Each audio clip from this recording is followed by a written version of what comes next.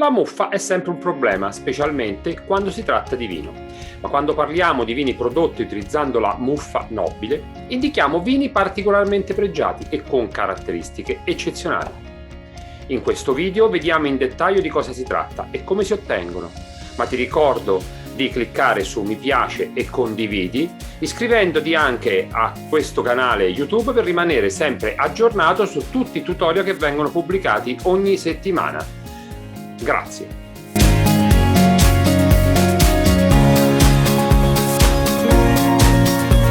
Se sei un appassionato o solamente curioso del mondo del vino, avrai certamente sentito parlare della muffa nobile, i cosiddetti vini muffati, prodotti spesso in quantità limitate, molto pregiati, mitici, alcuni introvabili. Ma perché sono così famosi? Per capirlo partiamo dalla conoscenza di un parassita. Eh sì, è proprio un fungo il responsabile della muffa, la Botrytis cinerea, detta anche muffa grigia, che attacca l'uva durante il processo di maturazione. Di colore grigio cenere, per questo detta cinerea, si sviluppa naturalmente sopra gli acini, creando con il tempo uno strato che da grigio diventa marroncino, facendo così appassire per evaporazione il grappolo, concentrando gli zuccheri e gli aromi degli acini e producendo glicerina. La Botrytis cinerea si sviluppa solo in particolari condizioni climatiche, dove il fresco umido della notte e delle ore pomeridiane si alterna al sole caldo e secco, permettendo una limitata diffusione della muffa, così da poterla controllare.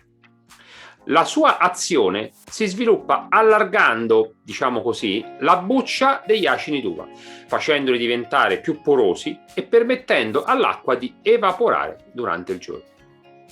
In questo modo lo zucchero dell'uva si concentrerà e di conseguenza anche le caratteristiche gusto-olfattive del prodotto finale. Per capire perché il costo dei vini è spesso elevato, bisogna comprendere il difficile e meticoloso lavoro che viene fatto in vigna e in cantina.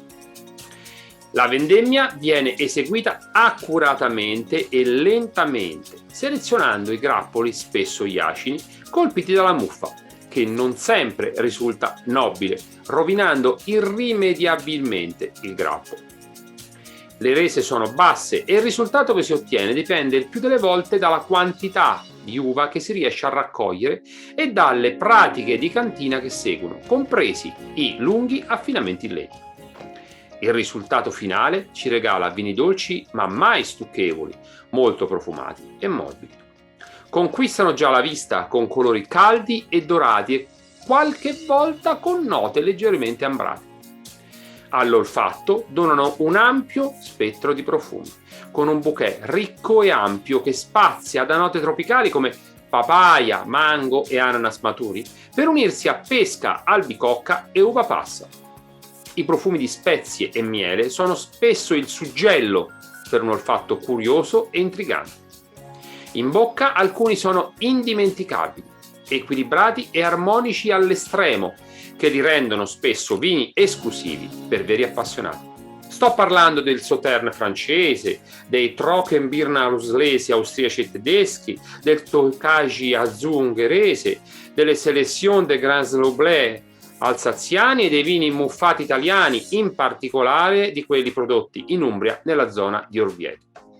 Il loro abbinamento con il cibo sembra difficile, ma in realtà è molto facile, in quanto vogliono pietanze e alimenti dai sapori forti e decisi, come ad esempio formaggi erborinati quali gorgonzola e Stilton, e la pasticceria secca di mandorle, anche se a mio parere il miglior abbinamento è con se stessa.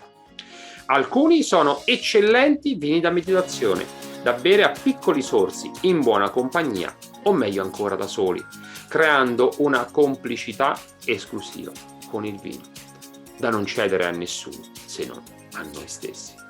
Provare per credere. Grazie per avermi seguito fino a qui. Ti do appuntamento al prossimo tutorial. Ciao!